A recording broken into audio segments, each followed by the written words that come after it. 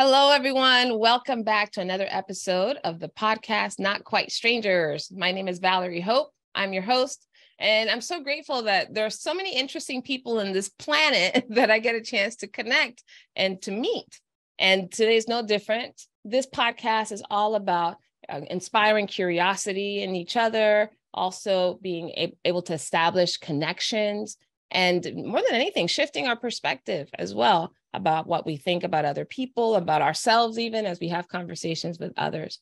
And if you are not subscribed to this podcast yet, please do so on your favorite podcast platform or on YouTube. You can subscribe and get notified anytime a new episode comes up. So I hope that you stay tuned for this wonderful conversation. And now my special guest. So this is interesting. Bala, I'm going to start with you. Bala, I think you and I met, it may have been like 3 years ago or something, through Toastmasters here in the Dallas area. But you know who I remember most out of meeting you? Your daughter.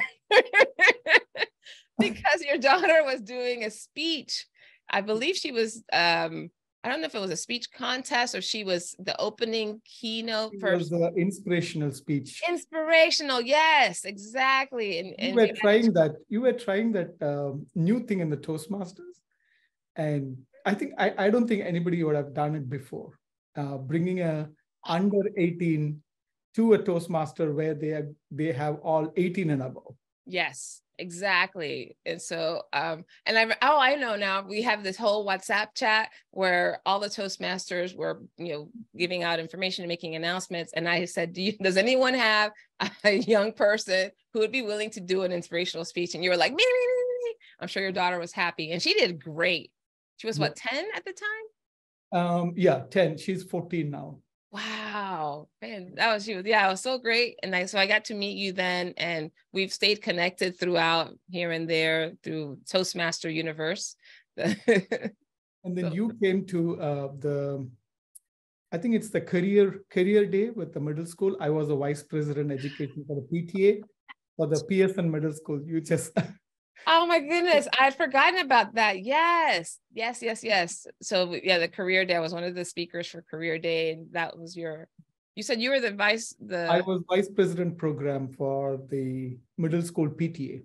For the school PTA. Fantastic. And look at that. All of this, several years has unfolded and now it's culminated in this amazing moment. And one of the reasons I invited you, Bala, was you and I had a conversation a few weeks ago, actually, not too long ago, about your desire for wellness and health and some of your own personal journey. And as you were telling me, the way I know to invite people to the podcast is because I get sometimes like a little like goosebumps or I feel like a flush of warmth. And I'm like, oh, this would be a good conversation to have.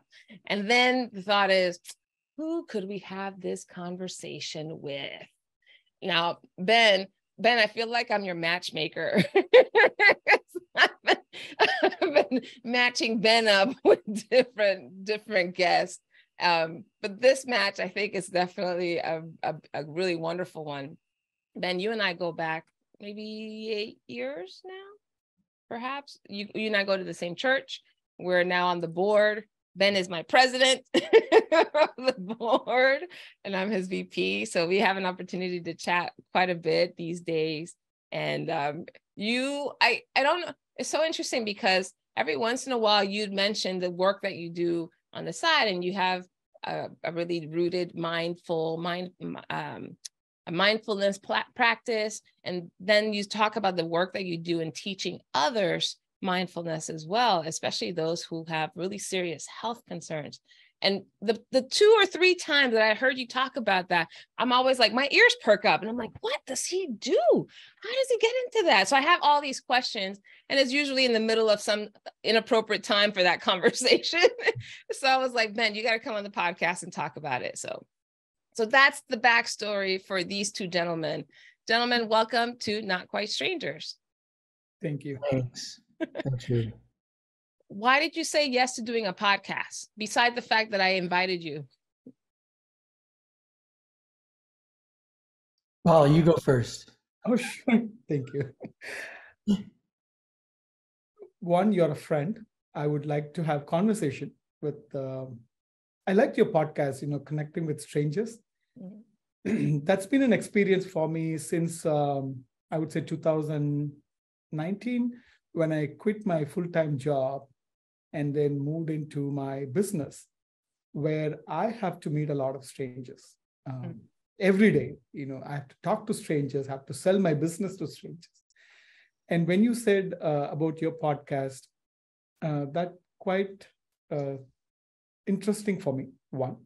Second, you also talked about my recent interest about wellness, health and wellness. That also made me to say, yes, let's do it. I didn't have a second thought. Excellent. So it's a perfect storm. Good timing. Ben, anything to add there? Why you said yes? Yeah, I think that, again, I trust you, and I think that you wouldn't ask me to do something that would be too bad. And I think that, again, how you presented and explain this experience is something that I wanted to experience, to have as something that I've been part of. Cool. So, yeah. Well, thank you for the trust. I know we often get a chance to work on a lot of things that require high levels of trust, for sure. And of course, I would never ask you to do anything that was too bad, but just bad enough. Just bad enough. So in case, if anyone's watching this live, so I think your wife is still sitting in front of you, Ben. So if you start acting weird or making all sorts of faces, we know that Marilyn is trying to communicate something to you. So wellness and well-being are the topics that I thought would really connect the two of you.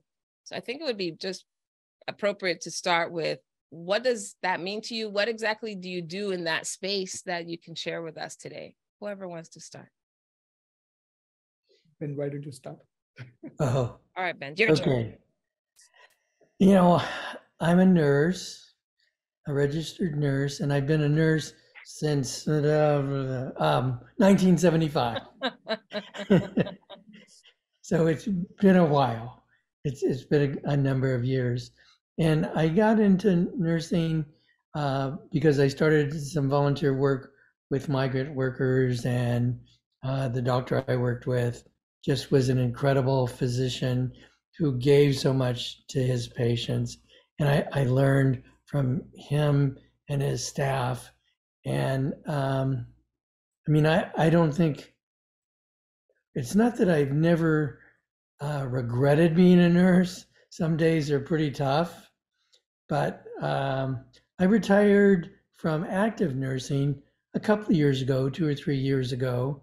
But I think how I see myself and how I've grown into being a nurse is, I say that instead of I basically am serving people, and I don't think that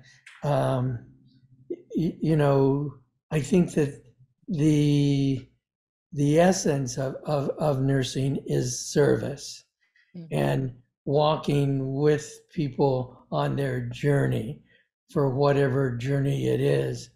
And so I've enjoyed that since 1975. And I think that I've learned so much about wellness and what contributes to wellness.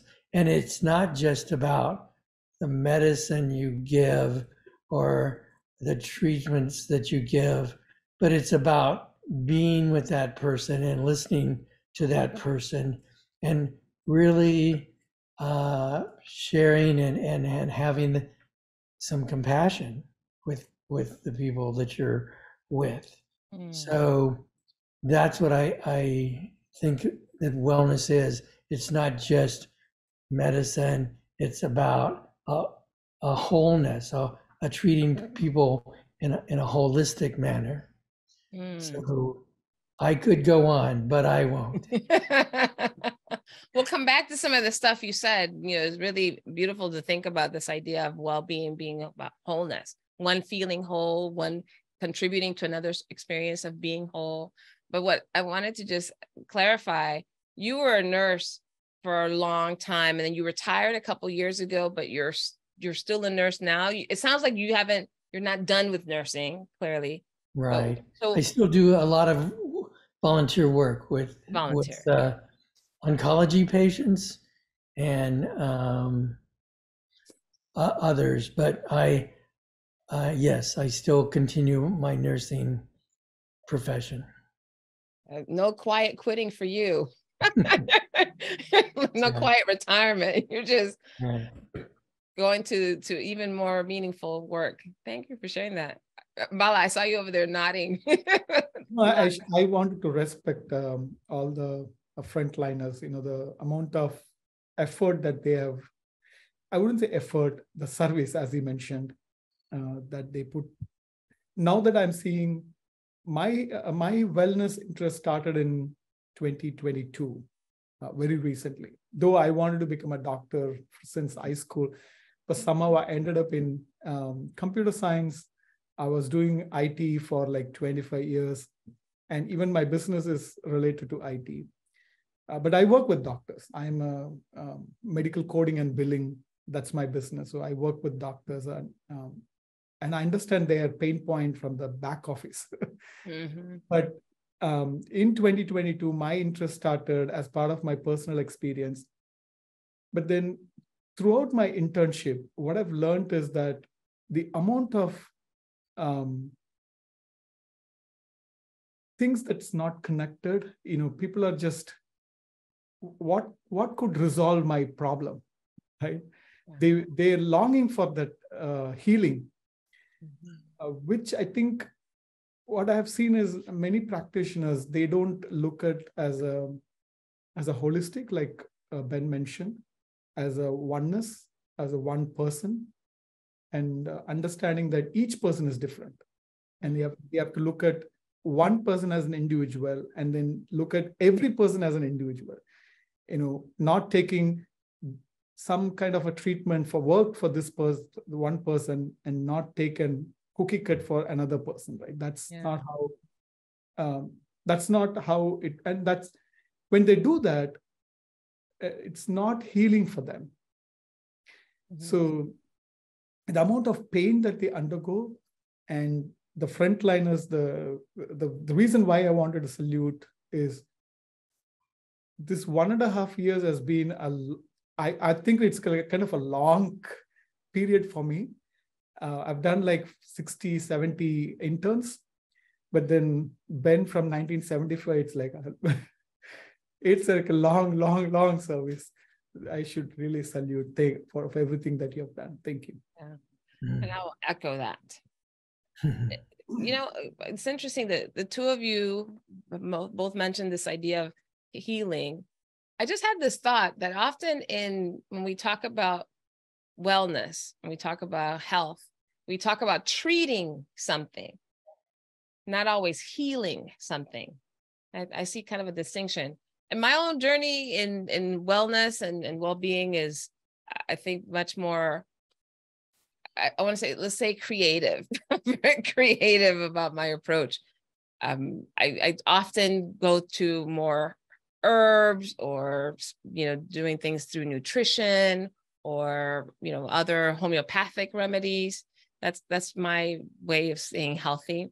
And one of the things that I really thought the two of you bring to the work that you do is, Bala, you're in the Ayurvedic medicine realm. You're working there, which I've always been fascinated by, and have followed some aspects of it, not as stringently as I could.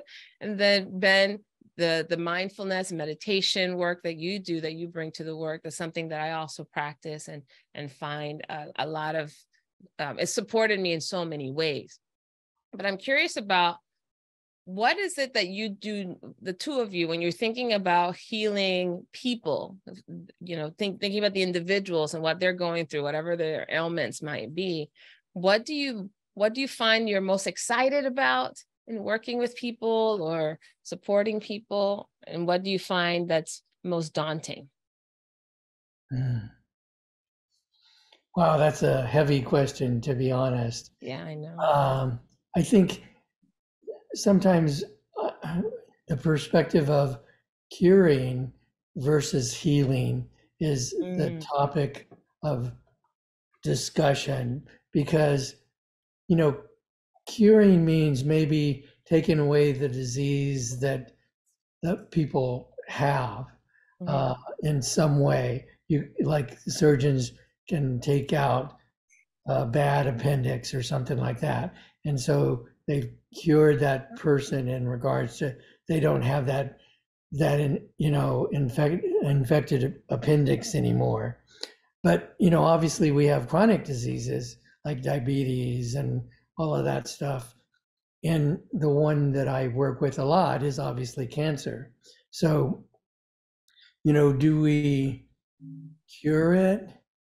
Maybe sometimes we can, but sometimes I feel that part of that journey is going and progressing through the healing of understanding what having cancer means, and that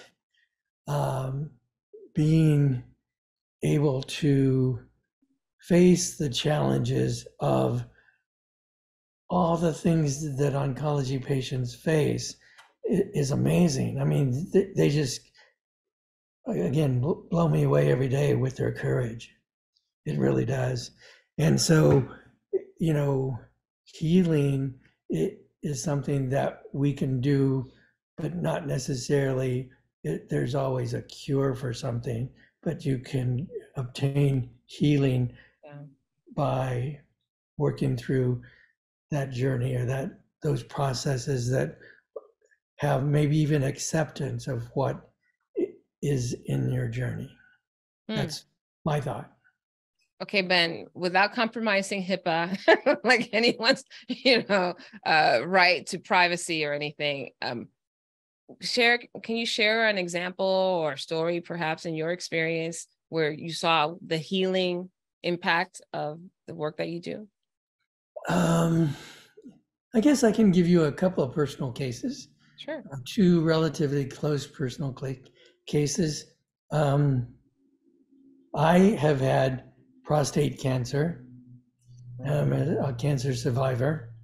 And I worked, when people hear that diagnosis of those three words of you have cancer or you have prostate cancer or something like that, that's devastating, even to people who are in the field. It's devastating. And I'm not sure if the word devastating, but it's incredibly, worrisome, because especially because I'm in the field, I know what that means and what may happen. But through the support of Marilyn, my wife, my family, my friends, my faith, my medical team, I feel that I have what they call no evidence of disease, because my prostate was removed. Basically, I don't have any evidence of prostate cancer now. And so, but the healing I went through was a process of working through all these issues, of facing my mortality a little closer than I had in the past. Those kind of things, facing all of the issues that I went through. And then a second case is my daughter, who was in her 40s, and she had ovarian cancer. And she had ovarian cancer. It was removed. For 10 years, she didn't have any evidence of disease, and it came back and it took her life. And so, but during that process, she really demonstrated a number of qualities and strengths that was a process of healing. And we talked about mindfulness a lot, and she talked about protecting the portal of her mind and being mindful and understanding what today offers, and being present in the moment. And that was her healing to some degree, that she could focus on her children's laughter, or having a taco or whatever. But that was part of her healing and her, joys of the present moment. So, Wow. yeah. Well, thank you so much for sharing. We're so glad that you are without disease or no evidence of disease. And so sorry about the loss of your daughter. I recall when that happened and how difficult it's been, thank you. Sure. Bala, what's coming up for you? Sorry for your loss, Ben. I was just living, when he explained, I was just living through that. So for me, healing is, recently I've joined a yoga teachers training course. The one that they are teaching me is about Ekatattva, meaning one philosophy, right? So they say your body, mind, and your soul are one. If you want to heal someone, you have to heal all three. You have to heal the person's soul, mind, and the physical. So the issue that currently exists in our world is we are only focused more on physical, cure, as Ben mentioned. And we are forgetting about the patient's mind, his mental condition, how much they go through, and also not only just the patient, but also the patient's family and friends. And we totally not completely forgetting about the soul, right? Now we're talking about mind, body, and everything, but then people are not talking about the soul. How do you heal the soul, right? That comes through, talking with the patient, understanding the patient, sit with the patient, and then listening to them, what they want, what they're going through. But just listening to what they are talking, you heal them, right? My friend, he's an MD, orthopedic. He's right now learning pranic healing. Pranic healing, it's called PRANIC, pranic healing. Okay. That's basically, you don't have to be with the patient. You can be anywhere in the world, and you will be able to heal. And that's what Ayurveda also says. In any yoga or Ayurveda, anything that you learn, even Chinese medicine for that matter, it's all elements, right? Everybody is made, everybody and everything in this world is made up of the 5 elements. And one of the element is the space. And we're all connected through the space. Yeah. And one of the thing that pranic healing does is, I have not learned, I'm not a professional, but what he was telling me is that you could heal a person from any corner of the world, as long as you are able to connect. I have not experienced personally, but one of the things that I wanted to explore is that area where how can we connect through soul to soul, right? So yeah, for me, healing is all 3: mind, body, and soul. If they are at peace, if they are all balanced, then then we can call, irrespective of whether they have a disease or not, we can call them as a healthy person. I think this is really fascinating to think about in terms of healing the soul. Actually, I had an experience about 8 years or so ago. I play tennis, and over time, that sport does a number on the physical body, right? Sometimes the mind too, depending on how competitive you are. But I'm not very competitive. So for me, it was the body. I had torn meniscus in both knees. And I went to an orthopedic surgeon and did an MRI and the whole thing. And the surgeon mentioned that they could do surgery, but really it would be about 30% chance that it would handle the injury. And he recommended, because it was apparently there's it was just wearing, the meniscus was worn, and it was something that would be chronic for me. And I didn't want surgery. It's not something that I necessarily looked to for the at first blush, like this is the choice I want to make. Although there were plenty of tennis players who'd gotten successful, right, knee surgeries or knee replacements and that sort of thing. I was just like, no, I don't think that's my path. And I can't remember what it was that drew me finally to find energy healing. And then I don't know if you remember this, but at our church, we used to do, I think it was Sacred Healing Circle. Yes, I used to do that.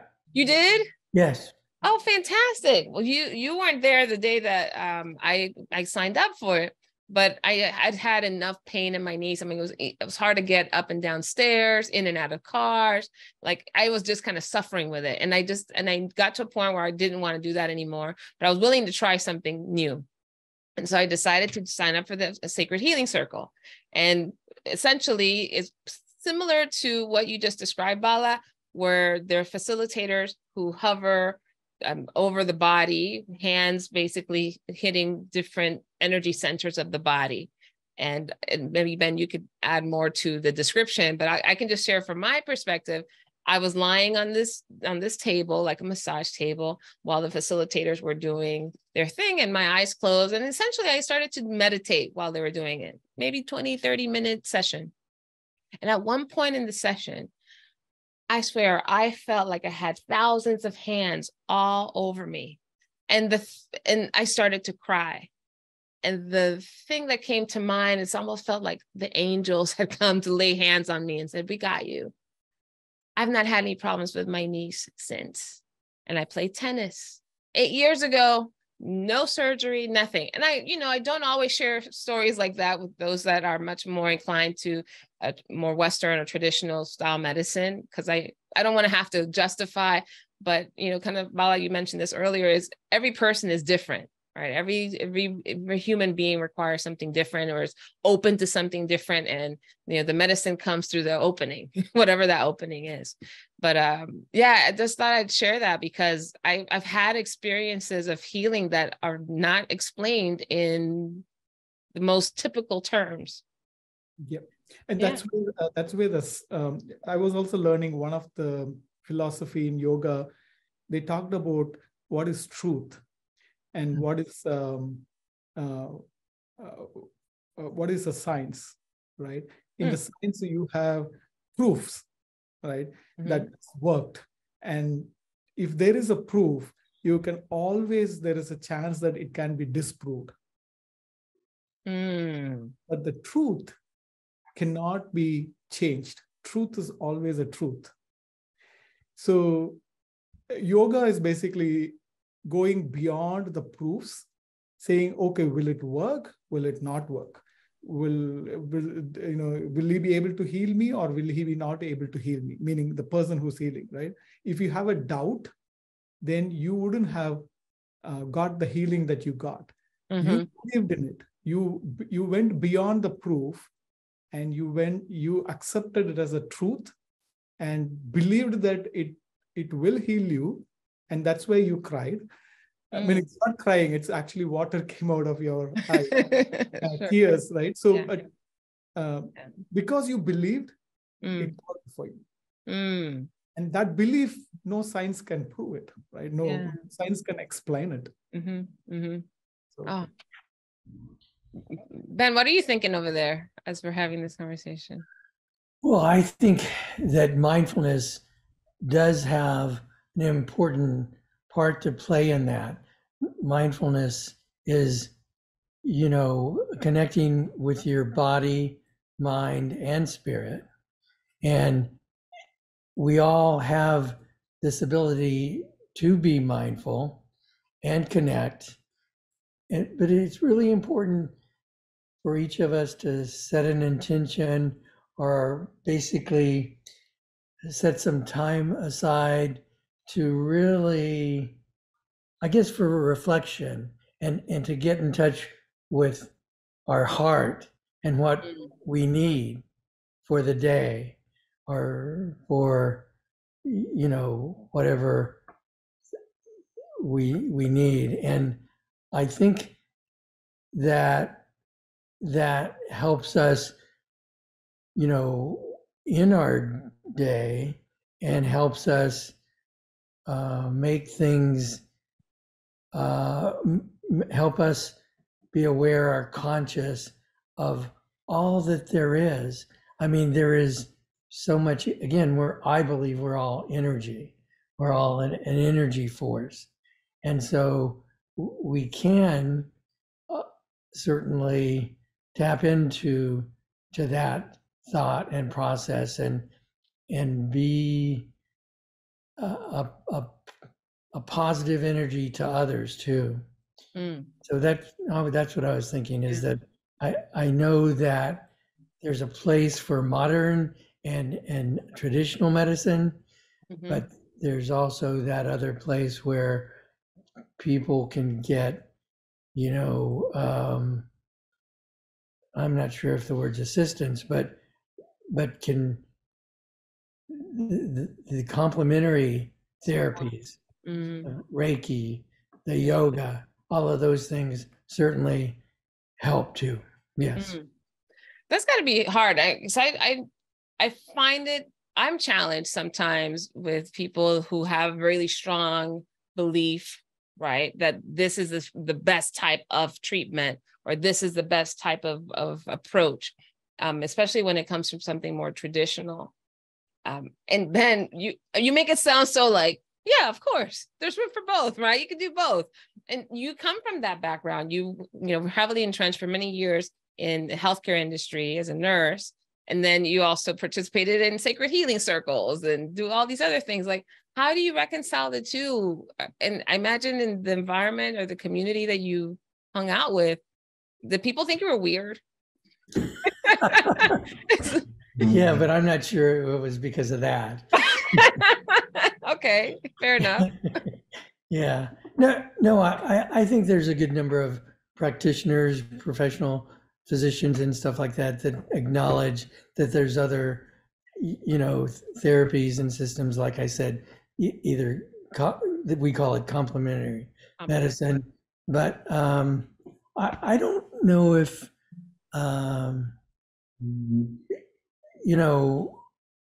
it's kind of, like I said, whether you take out an appendix or something like that, if you're having an appendix problem and people have found it, and if you say, okay, go home and, do something, stand on your head or whatever, and it's going to be okay. Again, I don't know if that's going to work. I think there's that element of belief, true belief, and maybe that will work. But we have found that the scientific data says that you take out this infectious part and most people are going to be okay. It's not without any kind of consequences, because there's possibility of infection, pain and all that. So I just know that I trust both elements. I do trust both elements, that we have scientific data, and I've been trained in some scientific aspects of the data regarding treatments and stuff. But I also believe that, like Bala said, there's some unexplained types of events that can, I mean, there's no question that they happen. Yeah. Wow, fascinating. Bala, you wanted to be a doctor at some point, right? You got into computer science. So you're like steeped in science. And yet you're talking about all these other areas of interest. How do you reconcile those? For me, it wasn't a problem because I'm surrounded with people of those knowledge and wisdom. They help me to cope up. In a typical day for me is, morning I'll be focused on my business. No distractions, because I'll be surrounded by my employees, right? But then afternoon is where I have my own time that I can read the books or the course material that I have to complete. And then I watch a few people's videos that helps me, and on YouTube, they are like a bridge between the modern medicine and the traditional medicine. They have that so much of wisdom that they have gone through and read it. For me, it's like in a capsule to understand it. It's a lifelong process, right? One cannot excel in anything at any point of time. Everything is a lifelong, and nobody can say that I'm an expert in a particular field, right? But there are people who have understood both, like Ben, for example, right? So he has understood both the world, and they are my inspirations, where I don't have to repeat all those things to understand both, right? So what would Ben do? That's what I ask myself. He has spent a lot of, like 50 years of experience, right? That I cannot live with. I cannot live that for 50 years again. My connection is I rely on people who gives that knowledge back to the community. First of all, I'm just impressed and honored to have this conversation, because I think I've always kind of struggled with how to justify one over the other. But I think as I'm listening to the two of you, it's like, I don't need to. I don't really need to. It's worked for me. That's enough. That's enough. I'm not trying to, convince anyone or change anyone's mind or disprove one thing or the other. And I think that brings a lot of peace of mind to me. I'm like, I don't have to worry that hard about it. Every medicine has its value, right? Yeah. It's not that, something is just didn't came into existence overnight, right? So there are heart and soul, sweat put into everything that we are having now. We are so fortunate to have all those things in this modern world. So I don't think one is inferior to other. It should be, everything should be complement to each other. So, and Bala, I just want to say that I'm so impressed, or I think that it is really wonderful that you have turned to deeper learning and different learning to in your life right now. At this point in your life, you're open to new ideas and concepts. And I think that's very, very impressive. Thank you so much. I think the people I speak with, they spark the light. Like today, each one of you is sparking a light in me. I may follow a thread that you have sparked, find out something new in it. This interest came because of one of the clients that I have. He's a psychiatrist. So he was telling that he was doing Ayurveda. And I asked him, why are you doing Ayurveda? You're already an MD. Then he explained me why. And that sparked. And I said, okay, I want to do it. The day before, I didn't have any thought about wellness or anything, right? It just sparked. And I just followed that thread. And today, I would follow something from you. Well, you're gonna have to tell us if you do. I don't know. Maybe in the night it'll just spark and say, okay, Bala, I should do this. He's playing tennis now. Bala, actually, there might be people listening who don't know what Ayurveda is. Would you mind just sharing a little bit about what that is, so that grounds people? The word explains it, Valerie. It's Ayur and Veda, right? It's about, Veda is knowledge. Wisdom. Ayu is basically life. And Ayurveda is about knowledge about life. And in my opinion, I think everybody have to have that knowledge, not at a deeper level, but at least they should understand how to listen to the subtle information that the body and the mind sends to them.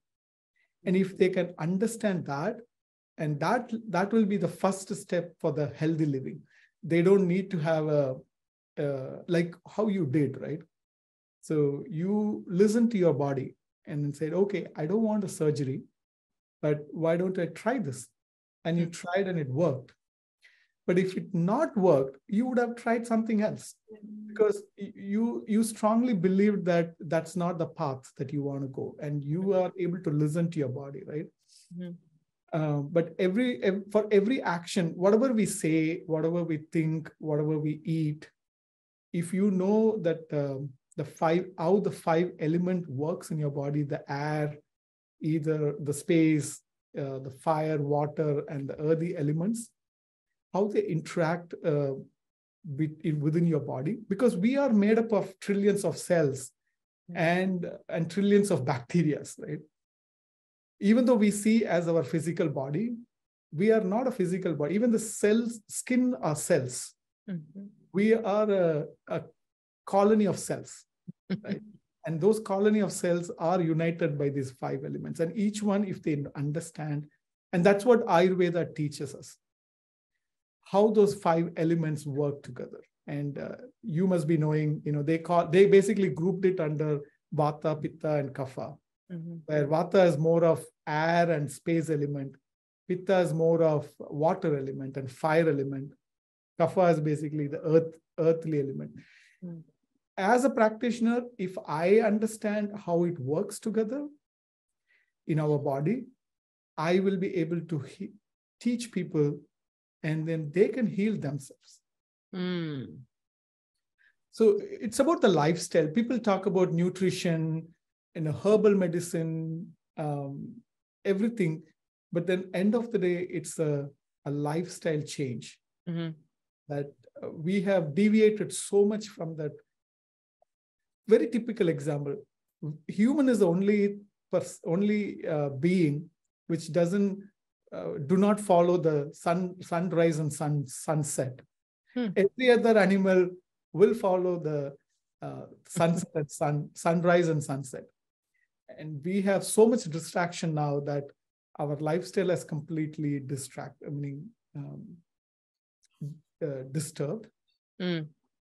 Have you seen the Avengers movie? The Avengers, the latest one. Not the latest one, no. Not the latest. No, it's the first. Forgot the name. Avengers before the end game, right? Okay. Before the end game.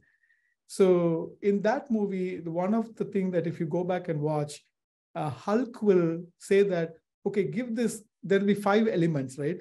That's what balances the entire universe. And he will say that, why can't I just take this and then bring it back? So the guru or the person will say that, no, it doesn't work like that. You cannot just take it and then bring it back.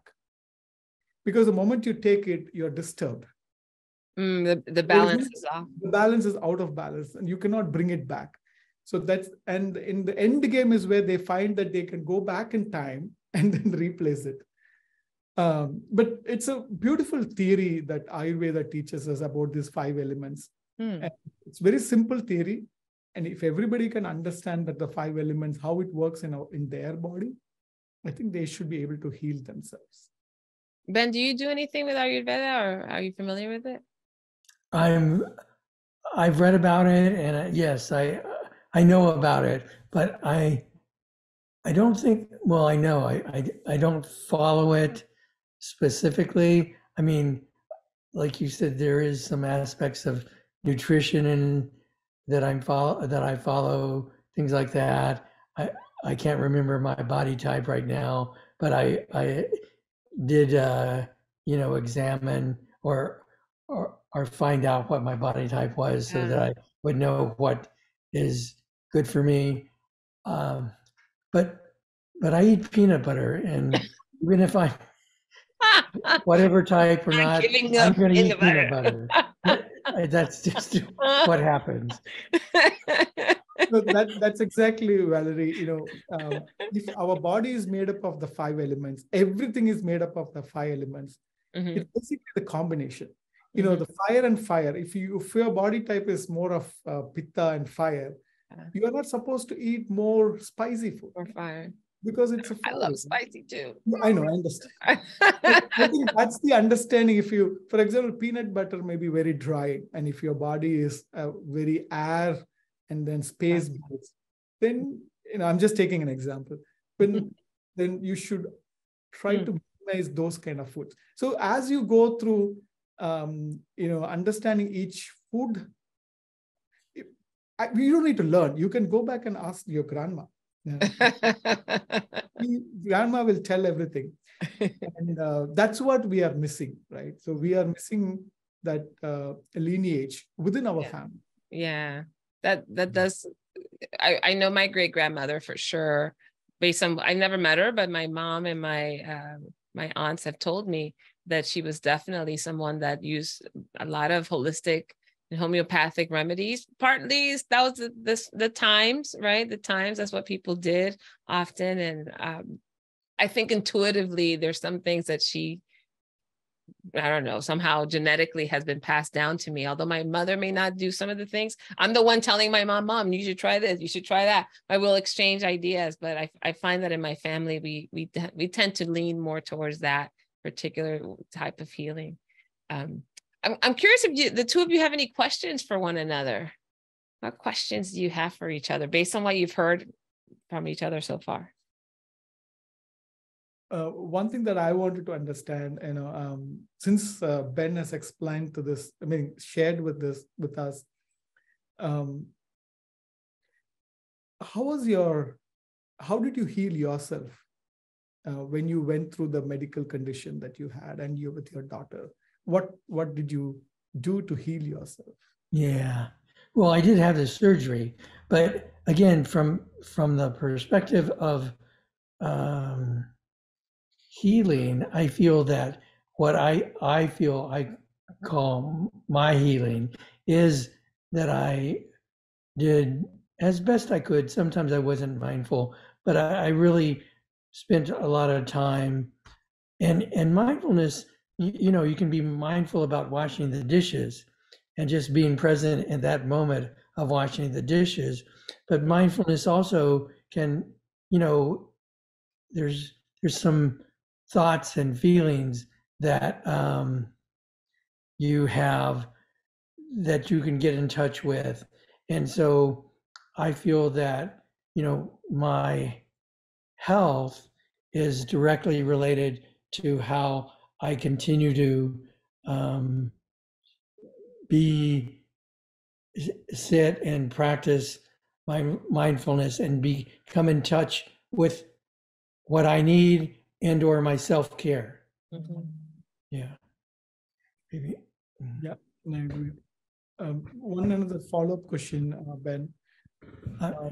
After practicing so many years of nurse practice as a nurse, how did you transfer into this mindfulness?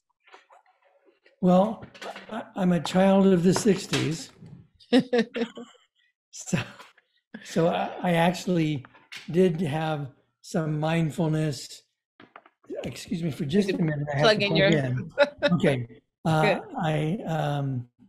I did do some yoga and some meditation when I was younger. Then I joined the military, and I was in the military for long 20 years. And so I kind of got away from that. But throughout my life, I was always drawn to meditation and yoga. And so I just revisited it once I left the military.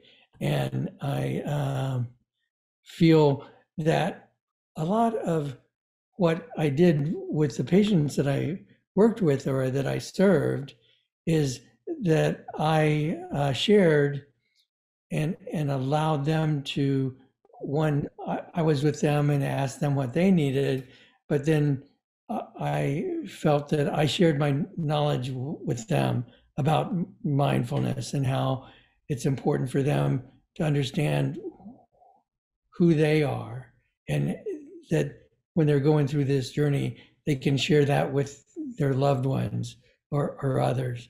So I don't know. I just think that it was just part of a natural process for me. That's what. Yeah. Yep. Thank you so much for sharing that. Yeah. Sure. All right, Ben, you can ask some questions too if you have any. Well, Bala, so what does self-care mean to you, or how do you maybe incorporate that in your daily life? For me, self-care is going in deeper what I want. So, I'm a son, I'm a father, I'm a husband. So I give, meaning many of the time, we work for, I think about my mother, she's older now. So I think about her, what she wants, what is, how to take care of her. And my daughter, they are in middle school, and every day I have to think about, I have a niece as well. She's dyslexic. So I have to think about what she needs in her life and everything. So I have so many things, keeping me busy and my business and my studies, everything. I think everybody has to take, and I take like 45 minutes of the time, do only what I want to do. Whether somebody likes it or not, I don't care. I want to do what I want to do. Because it gives me happiness, and it gives me relaxation or a deviation from all the things that I had, that I will be having throughout the day. And this time I will tell, my kids and everybody, don't disturb me. I'm going to do what I want to do. I do smule singing. I don't know if you know smule. Smule is basically S-M-U-L-E, smule. It's basically, it's a social media app where you can sing. You can sing with anybody, right? So I used to do that for like 4 or 5 years.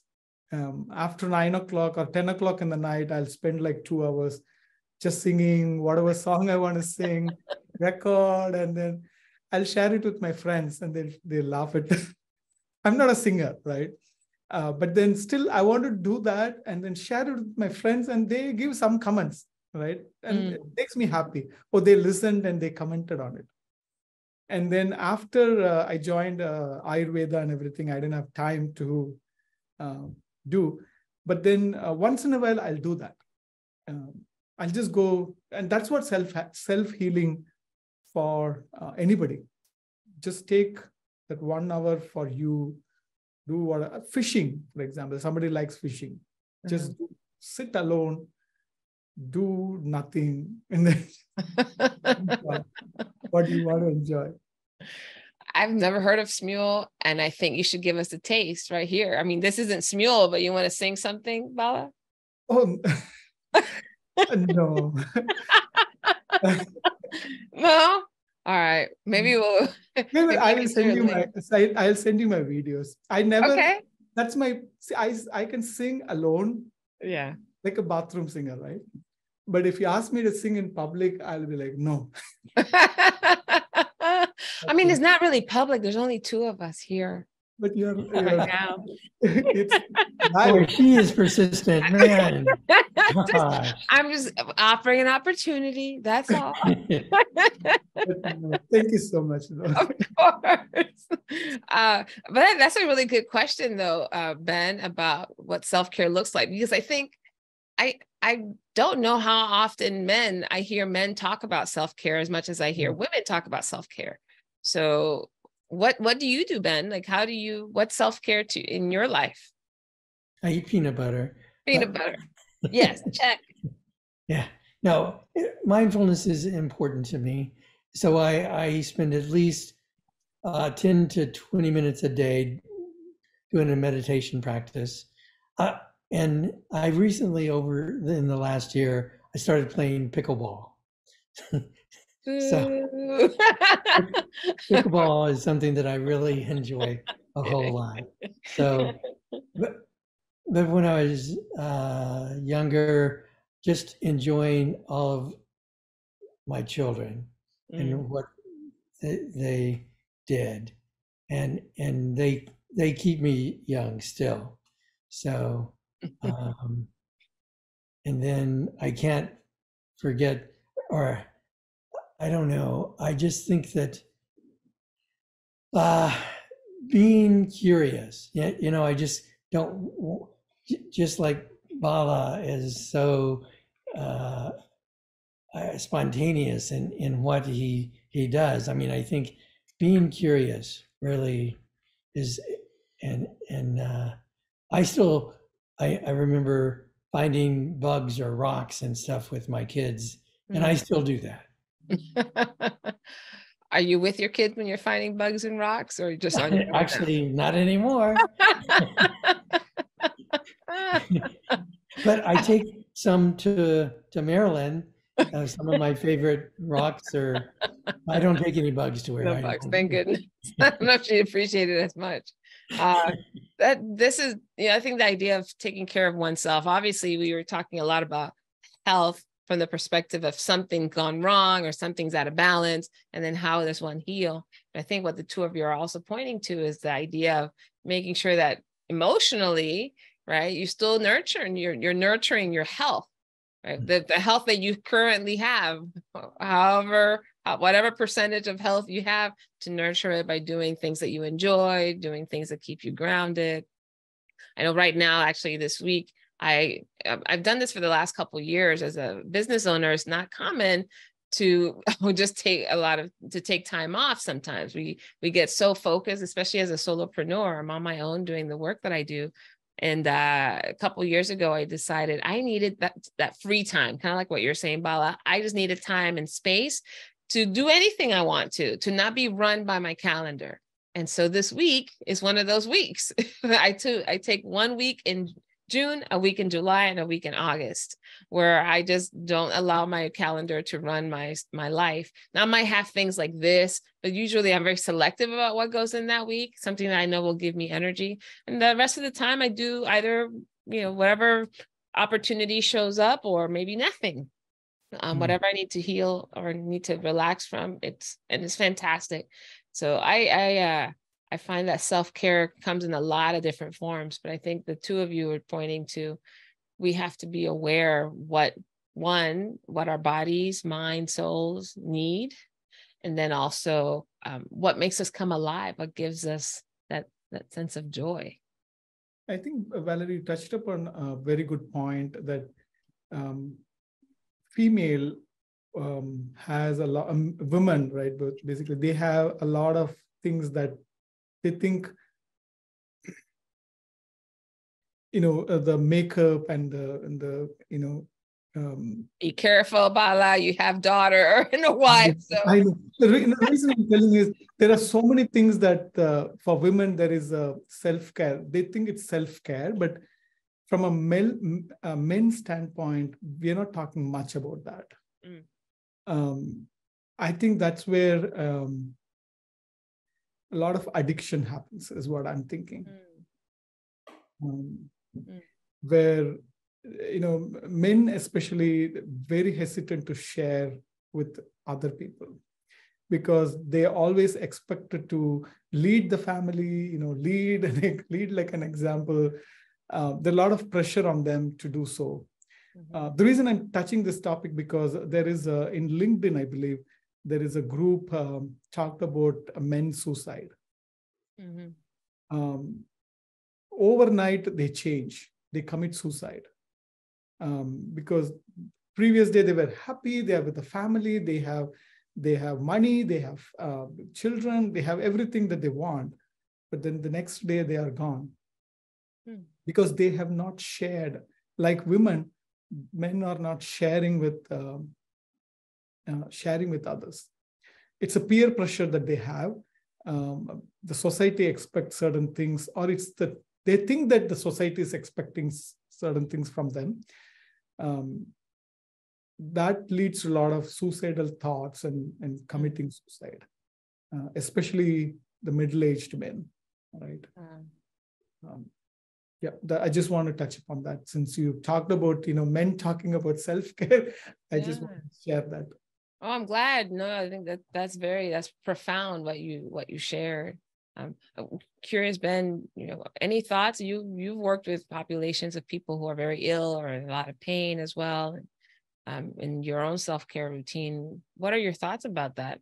About how men generally, right, or stereotypically, I guess, would handle that? Yeah, I think the patients that the male patients certainly had some difficulty with, admitting they had pain, admitting that they were needing, asking for what they needed, different things like that.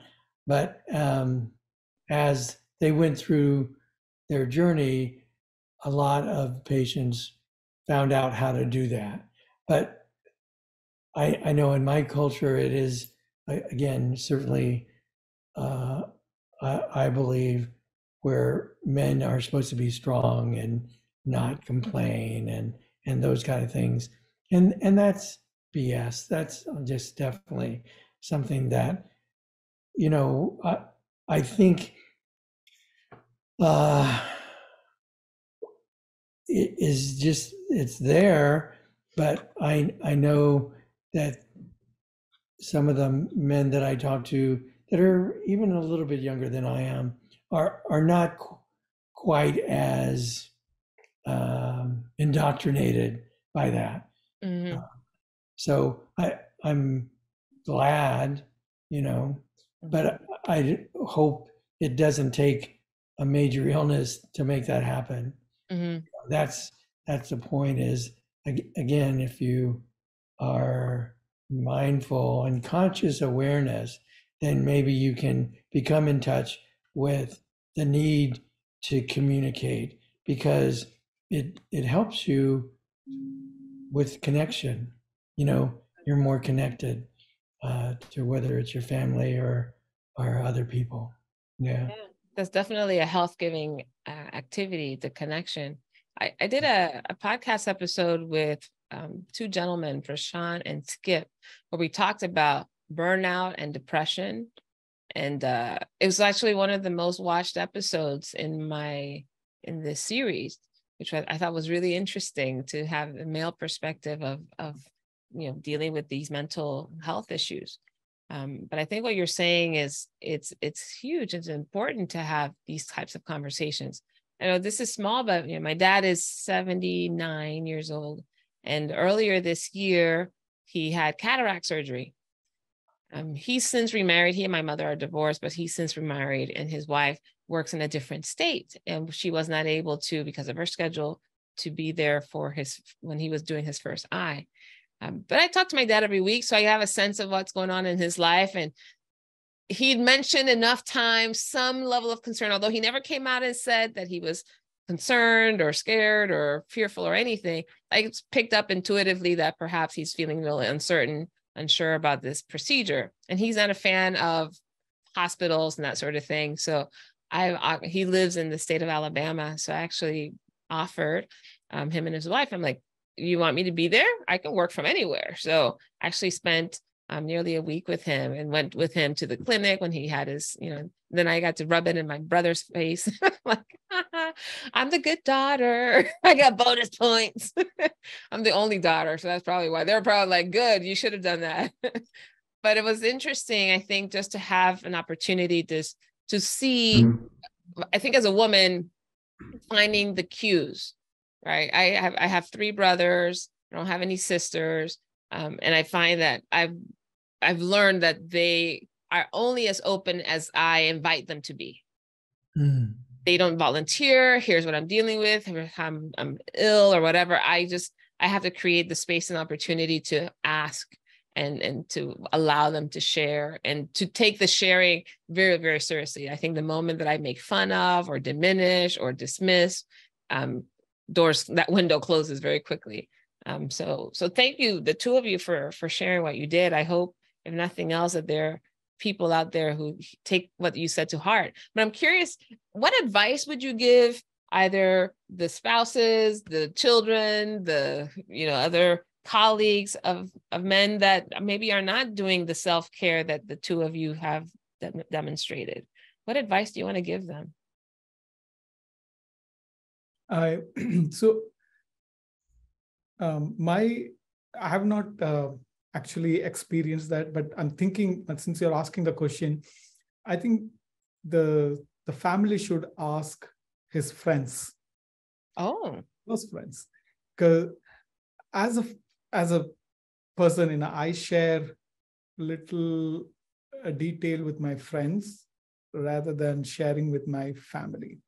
Certain things I may not share with my family that I could share with my friend. So I think for men, the company of another friend, a male friend, in my opinion, that he could have shared a little more detail with them, that he wouldn't have, because he might feel inferior to tell his wife. What does she think, right? It's always that back in the mind, that pressure is there. But with friend, he could share because he may not judge him. So I think that the family should, can have a get together and casually talk, find, like how you mentioned, find those cues, what's happening with that particular person, husband or son, especially, the teenagers. The teenagers, right? Yeah. Phone a friend. I like that. Yeah. So I think even for girls that matters, but girls sometimes they open up, but then men, I think we should talk to their friends. Ben, what advice would you give? Yeah, again, when I think about self-care, I think it has to start with yourself. So again, I keep going back to this, but trying to take some time to understand what I need, during the day, and then facing and understanding that actually is something that I can share with Marilyn, because that's not natural for me, but I have to have that courage, and I've always found that she has been able to be there for me once I have that courage to voice my doubts or concerns about whatever I'm going through. So I have to find out what I need, and then be willing and courageous enough to share it with who I trust the most. Find what you need and have the courage to share. Gentlemen, thank you so much. I know this time kind of flew by, but I'm so grateful that the two of you shared so much about yourselves and your journeys. As we wrap up this conversation, what can you share about your experience being on this podcast and talking and meeting each other? Ben, you want to go? Sure. Yeah, I want to go. No, not like go leave, like go share. Have the courage to share, Ben. No, I certainly have enjoyed it so much. I really don't know if I had any expectation. I just know that it has been incredibly delightful to learn about Bala and about you, Valerie. You shared a lot, and it's been very, very meaningful. And I think that actually I probably shared more than I thought I would share about myself. Thank you. I appreciate that. Very generous. Bala? For me, since the beginning, I talked about the truth, right? as we talk to more people, understand their wisdom, the truth becomes more stronger in you. It's basically validation of my thoughts. That's what happened here. But sometimes we'll feel like, am I going in the right path, right? So we always need that validation throughout our life. Somebody has to validate, whether we ask them directly to validate or not. By listening to people, we think, okay, yes, I'm going in the right path. So that's what I felt today, that yes, I am in the right path. 100%. Oh, well, I'm so grateful. I found this validating, absolutely validating too. And I'll make sure that I'll put whatever contact information the two of you are willing to share with me, so that those who heard something or they feel validated by something that you shared or would like to explore a little bit more, that they know how to reach you, or perhaps if there's a course or a book that you recommend, any of those things. So those of you listening to this podcast, I'll be putting that in the show notes. So stay tuned. Gentlemen, thank you both so much for being here, taking time to share, to learn, to explore this topic with me and with each other. But don't leave. But the rest of you, thank you so much for tuning into this episode of Not Quite Strangers. Hopefully you have found this episode interesting, and you will rate us on your favorite podcast platform. Leave a comment if you like as well, or a question, and we'll make sure that Bala and Ben have an opportunity to connect with you. Everyone, have a wonderful rest of the day. You've been listening to the podcast Not Quite Strangers. Be sure to subscribe or follow on your favorite video or podcast platform. And for more information and content, go to notquitestrangers.com. See you next time.